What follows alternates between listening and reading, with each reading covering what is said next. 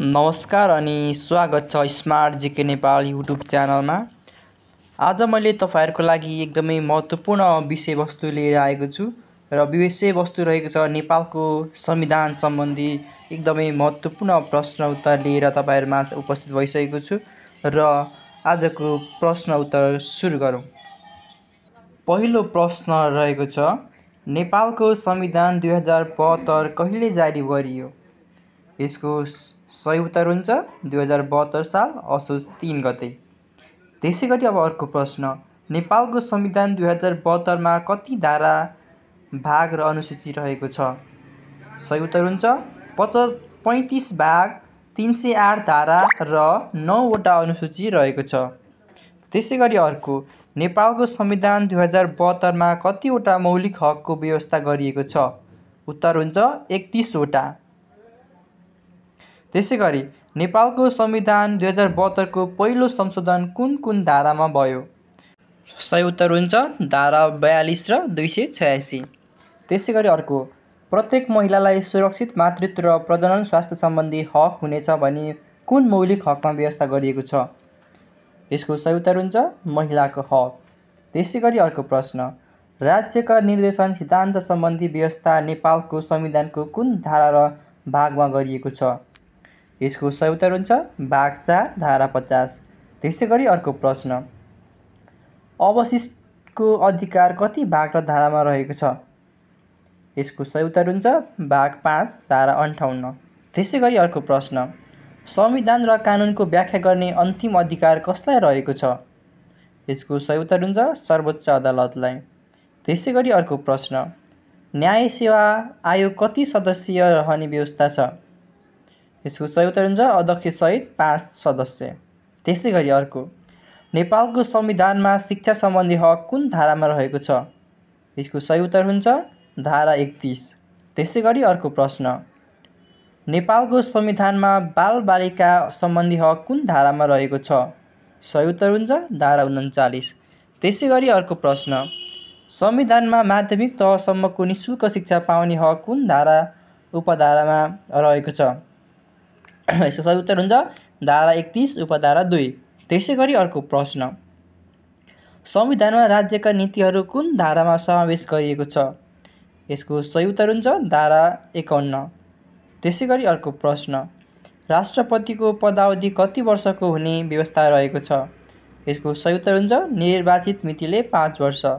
त्यसैगरी अर्को प्रश्न, महाभियोगको व्यवस्था कति धारामा गरिएको छ? यसको एन्सर हुन्छ धारा 101। एमसीक्यू वाला गरौँ। त्यसैगरी नेपालमा बसोबास गर्ने प्रत्येक नेपाली समुदायलाई कानुन बमोजिम आफ्नो मातृभाषा शिक्षा पाउने हक हुनेछ भन्ने व्यवस्था नेपालको अन्तरिम संविधानको कुन धारा र उपधारामा उल्लेख गरेको छ? यसका अप्सनहरू रहेको छ क मा धारा 31 उपधारा 5, ख मा धारा 31 उपधारा 3, त्यसैगरी धारा 31 उपधारा 2 र धारा 31 उपधारा 1।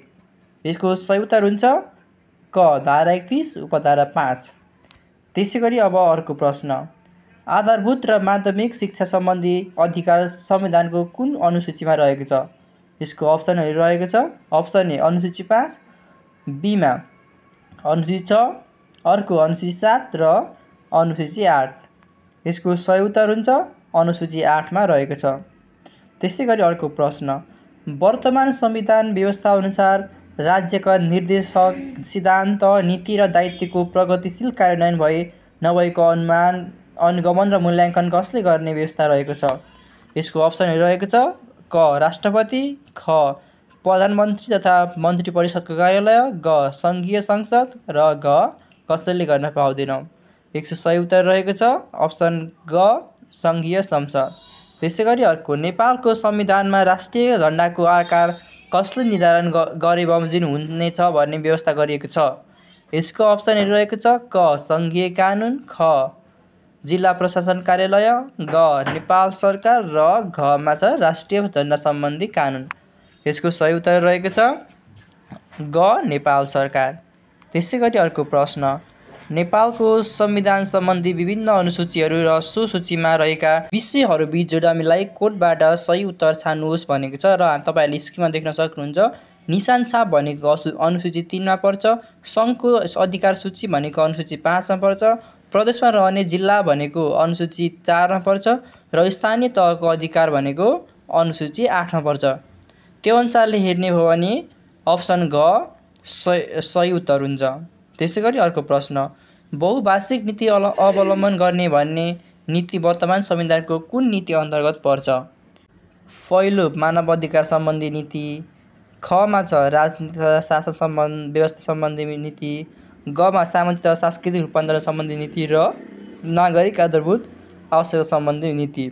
यसको सही उत्तर हुन्छ अप्सन ग सामाजिक र सांस्कृतिक रूपान्तरण सम्बन्धी नीति। त्यसैगरी समावेशिताका दृष्टिले शिक्षा सम्बन्धी मौलिक हक तलको कुन पर्दैन? पहिलो छ अपाङ्गता भएका आर्थिक रूपले विपन्न नागरिकलाई कानुन बमोजिम निःशुल्क उच्च शिक्षा पाउने हक हुने।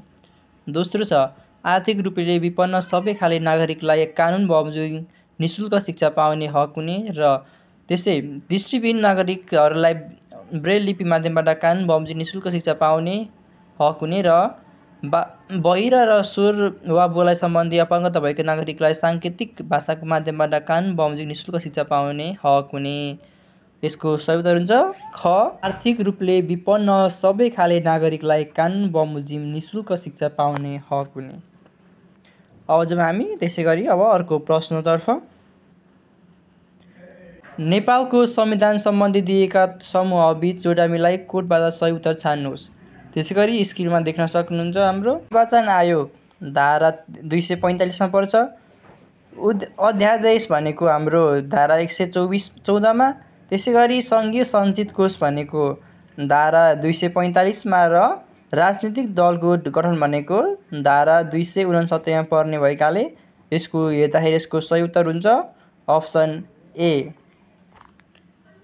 ए3। त्यसैगरी नेपालको संविधानमा नेपाल प्रहरी, सशस्त्र प्रहरी बल र राष्ट्रिय अनुसन्धान सङ्गठन सम्बन्धी व्यवस्था कुन धारामा रहेको छ? अप्सनहरू रहेको छ अप्सन ए धारा 248, अप्सन बी धारा 268, अप्सन सी धारा 258 र अप्सन डी धारा 278। यसको सही उत्तर हुन्छ अप्सन बी धारा 278। त्यसैगरी अब अर्को प्रश्न, नेपालको संविधान सम्बन्धमा देखाइ कथनहरूबारे विचार गर्नुहोस्। नेपालको अन्तरिम संविधान विधान 2004 मा लोक सेवा आयोगको व्यवस्था गरिएको थिएन। नेपाल अधिराज्यको संविधान 2015 मा कुनै पनि अनुसूचीको व्यवस्था गरिएको थिएन। नेपालको वर्तमान संविधान 2072 असोज 2 गते जारी गरिएको हो।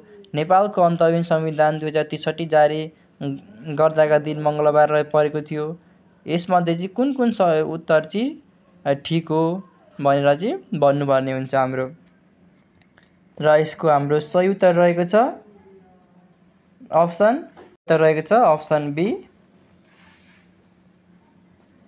बी मात्र ठिक छ। Thanks for watching. यस्तै भिडियोहरू पाउनको लागि चाहिँ हाम्रो यस च्यानललाई लाइक सब्सक्राइब गरेर हाइपमा जोडिनुहोला। फर्दर नलेजको लागि केही महत्त्वपूर्ण भागहरू चाहिँ मैले यहाँ राखिदिएको छु, यो पनि तपाईँहरू चाहिँ पज गरेर पढ्न सक्नुहुन्छ। एकदमै महत्त्वपूर्ण भागहरू रहेका छन् यी सबै।